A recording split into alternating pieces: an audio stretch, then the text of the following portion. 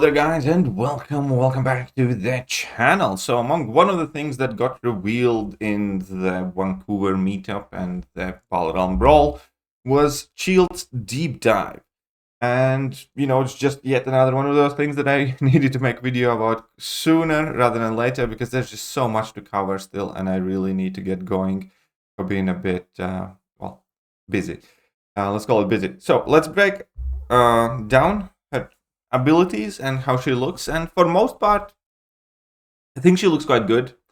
I do think she has a lot of kind of like potential to be quite a usable character. I think the numbers are going to be extremely important for her, as well as how well she fares with the matchups and stuff like that. There are some things that I'm somewhat worried about, but I think overall positives outweigh the negatives. So she is a skill character. She will be working around with cleanse passives that she will be gaining over time, and you can kind of control, so that's decent. She will have access to tranquilize on level 2s as well. Tranquilize ability I'm not super sold on. She will also have a Valkyrie-like ability to effectively ignore unstoppable opponent effects. And her primary source of damage is through bleed, which isn't necessarily a good thing at this stage in the game.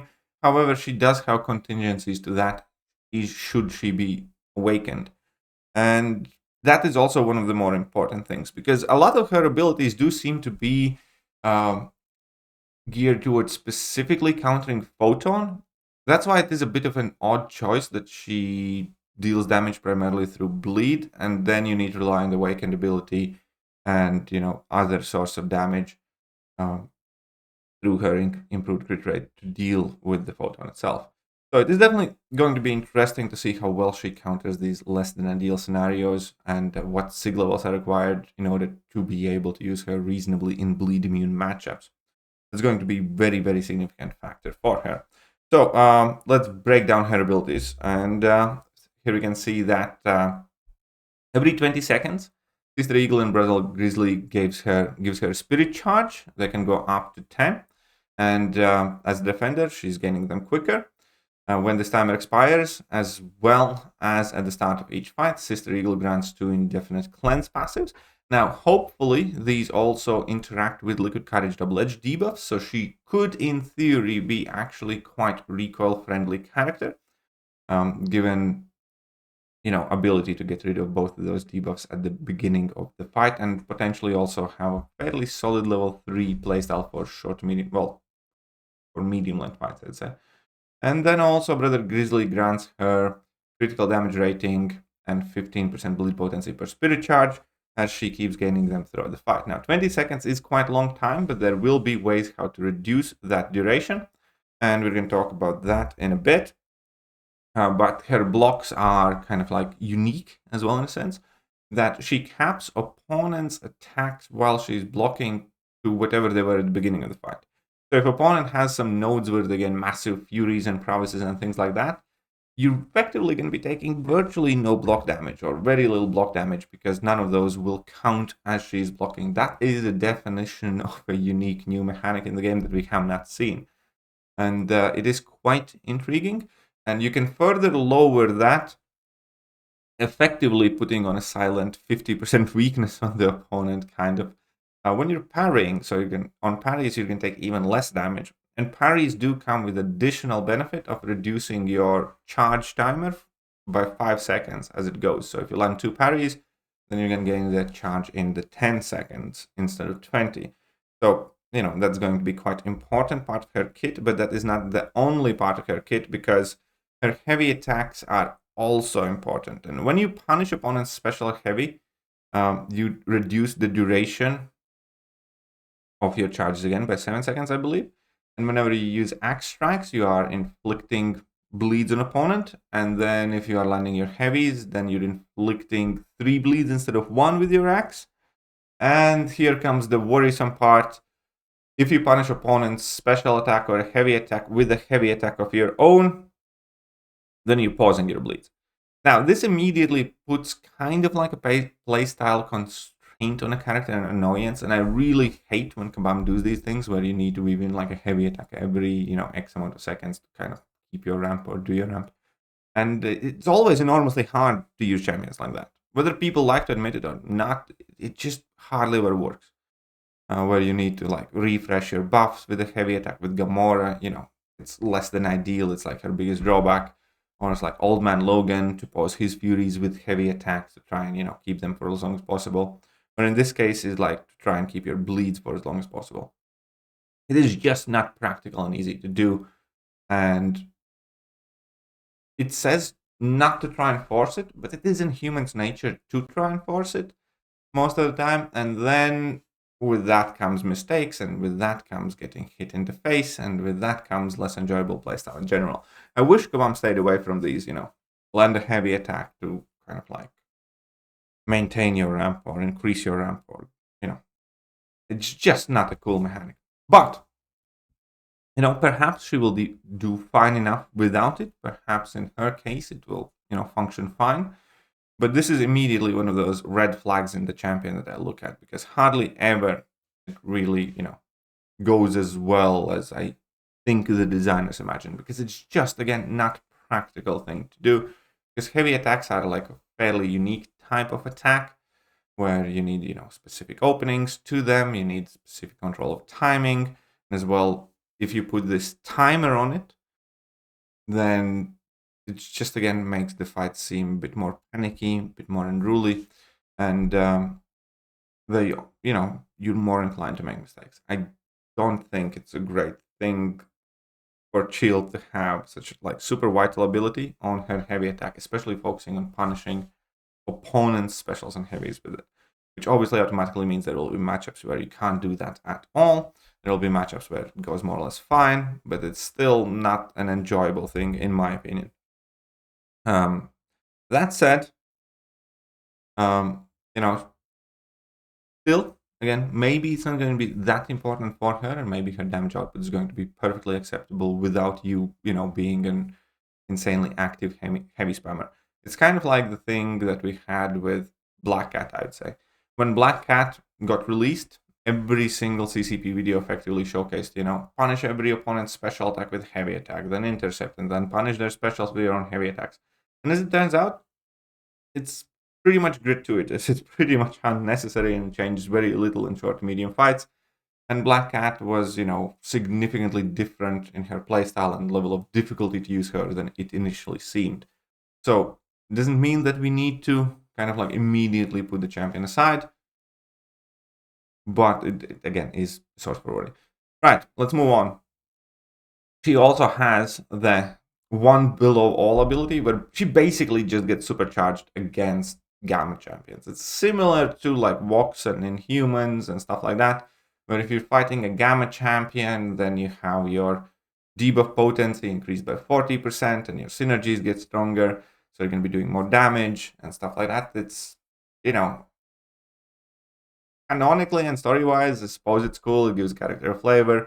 Realistically, it's just useless.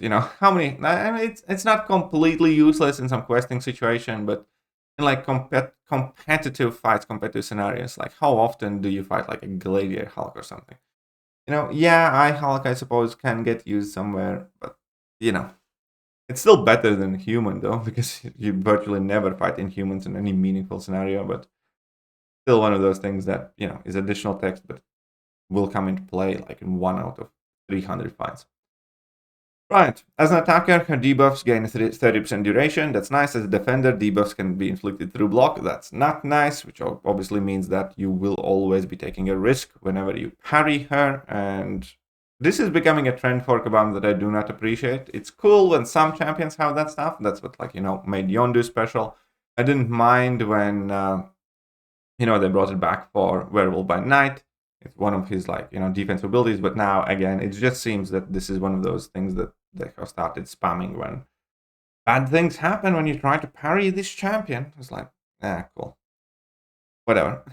Right, moving further, here we can see that the bleeds were inflicted through block. The one above here are some of the synergies, because synergies are not really included in most of the debuffs, so this time around we got lucky, we actually got to see them.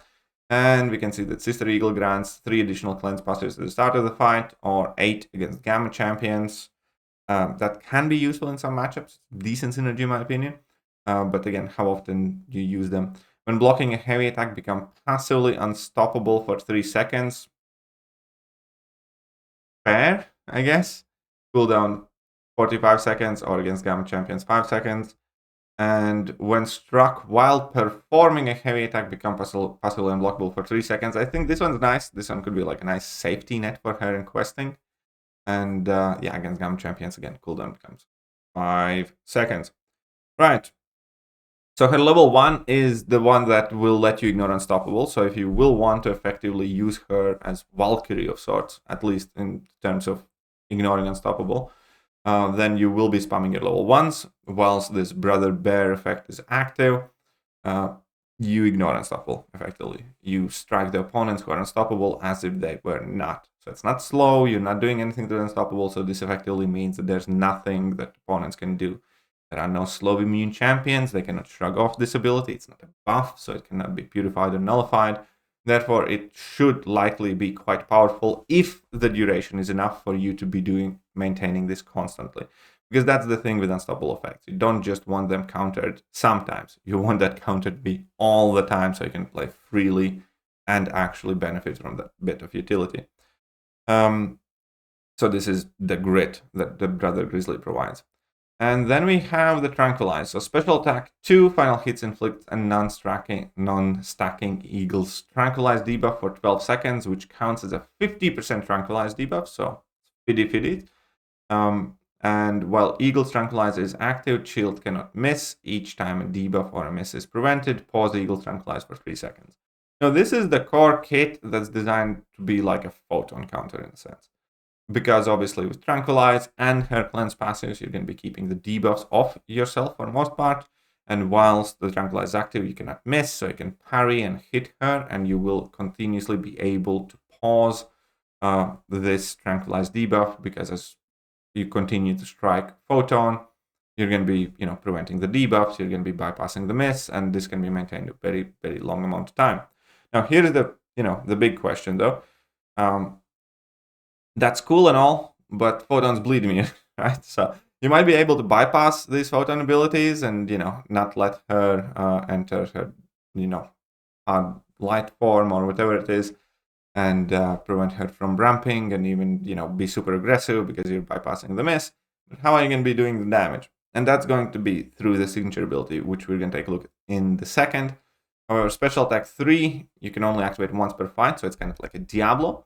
Again, an indefinite 35% wishes passive, which increases the potency of your bleeds, which again, in longer fights definitely could be significant. And you can gain a relatively potent regeneration over 15 seconds, healing back 50% of health lost this fight, or 30% of your missing health, whichever is greater. But at any given time, it is going to be pretty much relatively decent regen. Right. Now let's go to the SIG ability. So Brother Grizzly extends his wisdom, granting a precision passive each time the opponent is immune to a bleed effect, increasing critical rating by quite a lot for 10 seconds. Well, Chee'ilth has at least one of these precision passives. She can also land crits through block, which again will be quite useful against Photon because you can pause your Tranquilize hitting her block. And additionally, just generally fighting Photon, it's a strategy that you often want to kind of employ. When you want to delay, her activating special attacks, you just hit her block and kind of stall the fight. Sister Eagle also provides new assistance, instantly healing 90% damage dealt to Chee'ilth as by physical damage effects. Now, this is again one of those abilities that will be useless in 98% of the fights, or will mean very little until it comes to save your ass. So this one I kind of like, especially at the SIG level. But now we need to talk about her precision passives. So, obviously, at the high SIG, these are quite potent precisions, like 1300 precision, and you're going to be getting multiples of them, and that's going to give you almost guaranteed crits. The problem is, almost guaranteed crits without some sort of attack modifiers don't really do much. Example A, we have Misty Knight. Misty Knight can have guaranteed crits throughout the entire fight, and her damage output's still going to be, medium pretty much, unless there's something that significantly modifies her attack. Why not? Now, Chee'ilth has increased critical damage rating from the Brother Grizzly ability per charge, but that is quite a slow ramp because you will need to obviously wait until you get more of those in order for your crit damage to go up. So here's the weird thing again. Much or many of her abilities do seem to be kind of designed to wreck Photon, right? Which is what we expect. When Kabam release a crazy defender, they're always releasing counters afterwards. It's just, I don't think it's going to be good enough. I don't think it's going to be fast enough. If she doesn't have her bleeds and you're going to be relying on these crits, and fair enough, you're going to be critting a lot if your Chee'ilth is awakened. But I suppose it depends on how high your crit damage stat is, but I definitely have my doubts and reservations about the success of that intention, anyways, or that matchup. Overall, though, by the looks of it, she does look like a very solid character. There are many things that I like her. There are, again, as I said, some things that I'm not a big fan of, like punishing opponents' specials and heavies with heavies of your own. Just, puts a slower pace on a fight. It's trickier to do. It encourages more mistakes, especially with stand your ground effectively being 90% a thing. But yeah,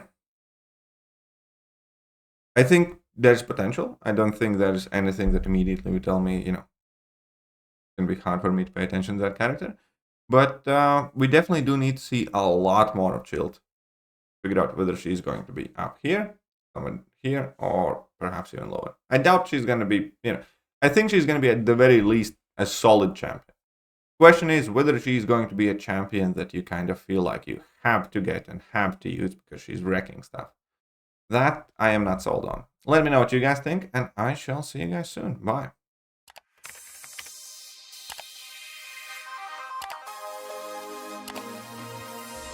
Hello there guys, and welcome back to the channel. So we have all the information